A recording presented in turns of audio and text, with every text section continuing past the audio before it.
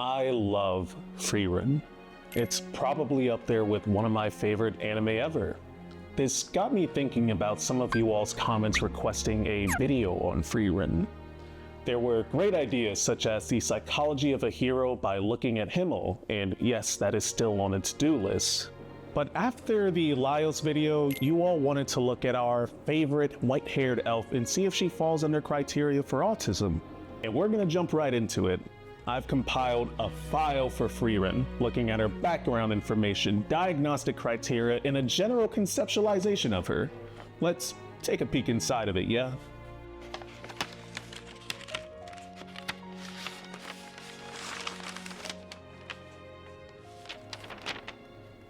Oh. So the thumbnail wasn't just clickbait. Hi, I go by Guy. And friends, in my last video, we talked a lot about what autism is. Now, it's time we talk a little more about what autism isn't. If you'd like a 3-minute general overview of autism, please refer back to the Is Laios Autistic video that's on my channel. But as said before, autism spectrum disorder, or ASD, is a neurodevelopmental disorder that causes differences in how people's brains work. This can, broadly speaking, affect the individual's ability to socialize and make new friends, understand other people's emotions, adjust to new and unfamiliar situations, and deal with certain types of sensory input that they may find overwhelming. It's also a spectrum. The range of the diagnosis and symptoms can affect people in many ways. However, as it comes to most diagnoses, it is a series of symptoms taken under a specific context. Autism is not just having a fixated interest. Otherwise, a lot of hobbyists and collectors would be considered autistic. Don't look at that bookshelf. Autism is not just social awkwardness. Everyone who's going through puberty would be autistic if that's the case. Autism is not just having certain reactions, or the lack thereof, to stimuli. A screeching chalkboard or the squealing wheel of a car is enough to make most people cringe. And autism is definitely not a lack of empathy. And I don't really have to expand on that because that's a stupid ass take. Autism is not just having a hard time communicating with others either, though that could potentially be social communication disorder, or SCD. There's a little bit of some technicalities with that one. But pretty much, autism is a mix of many intertwining characteristics that interfere with aspects of socialization with presentations of restrictive and repetitive behaviors, or RRBs. To be frank, autism is quite complicated as it is. We still have no idea where it originates. We understand that there are genetic influences that can affect the risk of autism. So if someone in your family is autistic, there's a high chance that someone else in your family is autistic as well. There are other birth-related factors that can impact autism as well, such as prenatal exposure, advanced parental age, and birth complications. And by the way, there is no connection between vaccines and autism. I will fight you both figuratively and literally on this point. Don't at me.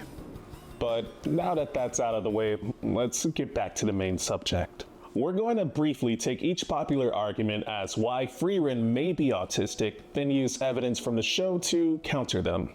Starting with criteria A, Frieren does showcase aspects of difficulties in social communication.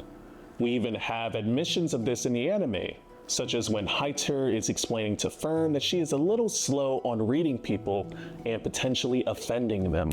But we also hear that she eventually comes around and acknowledges her shortcomings and puts in the effort to correct her mistakes, such as when she offended Fern when her staff broke. She saved my staff. She is slow to realize her feelings for Himmel until after his death, and generally goes into most social interactions with the same expressiveness. She'll talk to a king-like figure in the same way she'll talk to bar patrons asking about sweets. But Frieren isn't autistic. She's an...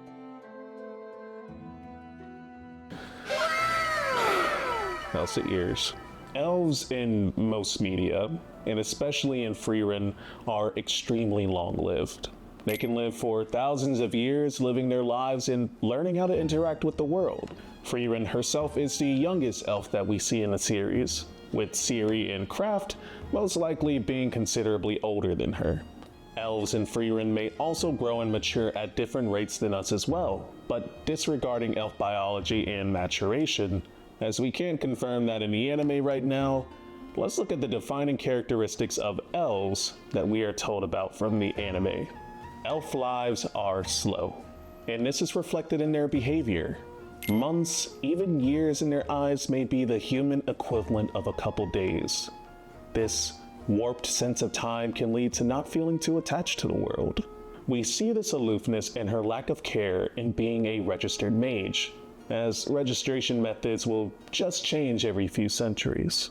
This can even be seen in a manner in which she bonds with others, often making comments on how short the time she spent with others were, or not revisiting people for decades at a time.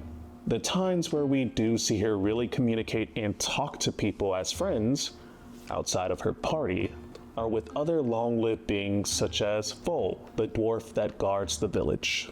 We also see Frieren explain that elves, not just herself, don't really showcase a high libido or drive to find mates and express romantic feelings, and this is obviously shown through Himmel. Her deficits in developing, maintaining, and understanding social relationships isn't really a trait of autism, but more of a trait of elves and their warped perception of time. Nonetheless, we see that she is absolutely capable of making meaningful relationships and friends along with them. Further going along with criteria A, we see her demonstrate social-emotional reciprocity through having relatively normal back and forth conversations and being generally expressive in her interactions with others. Looking at criteria B, we are mainly looking for those restricted and repetitive patterns of behavior, interest, or activities. Do not look at my bookshelf again. We'll quickly throw out stimming behavior as we never really see it. Same with the insistence on sameness. Frieren doesn't really have a set routine or ritualized patterns that we observe in the anime. Frieren can barely even keep a sleep schedule. Also, I get it. I'm with you, Frieren. I feel you.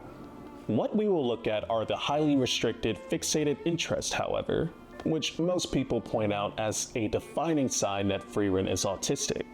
Frieren loves magic, despite just calling it her hobby. She collects folk magic and grimoires anytime that she can. She loves to spend time reading about it, studying it, sharing it, and talking about it. Many people in the anime also look at this abnormal collection of magic that she finds, seeing as she focuses primarily on folk magic, such as a spell that cleans bronze statues, heats up tea to the perfect temperature, or makes a bed of flowers. We also see some hyposensitivity in response to pain as well. We've seen her take damage throughout the Mage exams, tackled to the ground, and other times where she doesn't seem to react to pain as most people would. However, I have to disagree with the criteria because Frieren isn't autistic. She's a...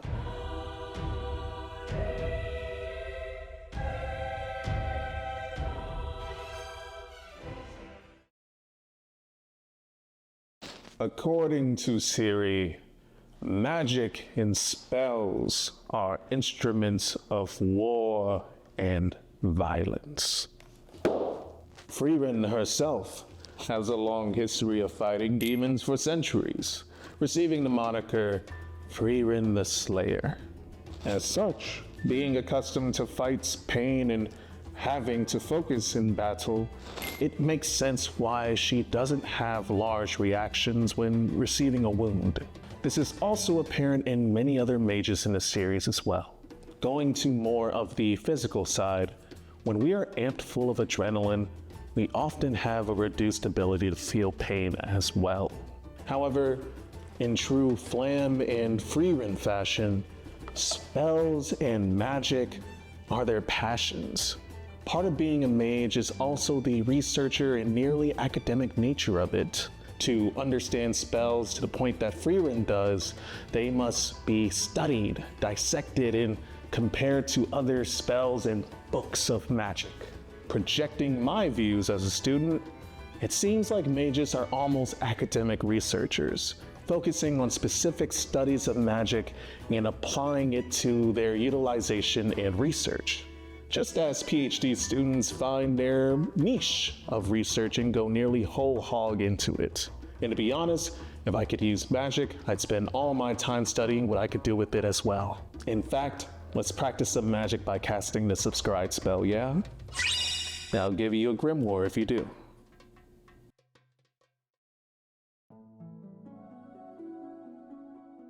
We can't look too much at Criteria C, mainly because we barely know anything about her past.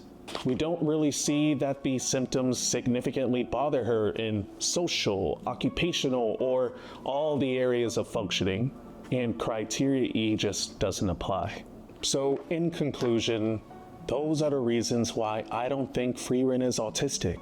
And while I may not believe that she's autistic, that doesn't mean that you still can't identify with her or see yourself in her if you are. Neurodivergence in mental health is already underrepresented in media as it is. It can be difficult to find characters that you feel connected with or that have your shared experience. As a person of color, it's hard to find many characters that are reflective of me in media as it is. Which is why when I see them, I hold fast to them as close as I can, even when it's not clearly laid out, which is why Piccolo is black. And you should too, because at the end of the day, you are the final consumer of the media you watch. And whether a character is written to be autistic or not, just like with Laios, you can still see yourself in that character. But there is something that I feel everyone can relate to in regards to Frieren. Because on top of being an elf, on top of being a mage, on top of being or not being autistic, Frieren is. We have seen Frieren take decades-long journeys nearly without talking to anyone. We've seen her practice her magic in solitude for centuries. Being alone and self-isolation can result in us being disconnected with others, usually resulting in poor communication when it's not used a lot. And I think after a specific worldwide event in the early 2020s, everyone is still somewhat recovering from the effects of isolation as well. Nonetheless, it should be noted that Frieren doesn't appear lonely. She is content with being by herself. She is alright waiting for long periods at a time by herself, such as when she was willing to wait in jail for a decade.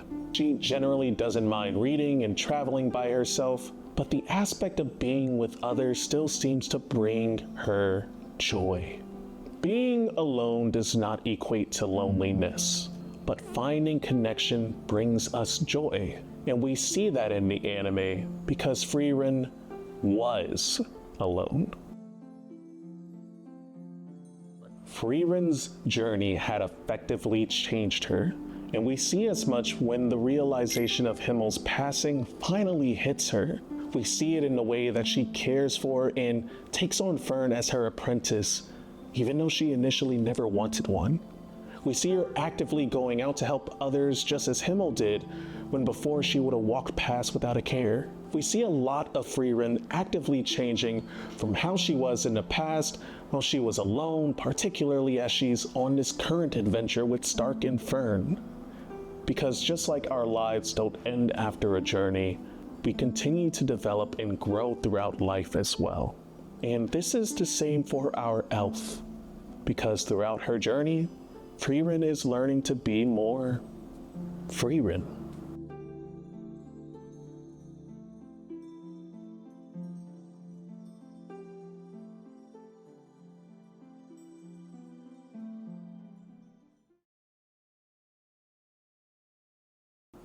Thanks again for watching this video. I honestly can't express how much I love this anime, really. I think it covers the themes of loneliness, grief, and purpose astoundingly. That may honestly be my next video. and I honestly feel that I'm slowly turning into an anime YouTuber.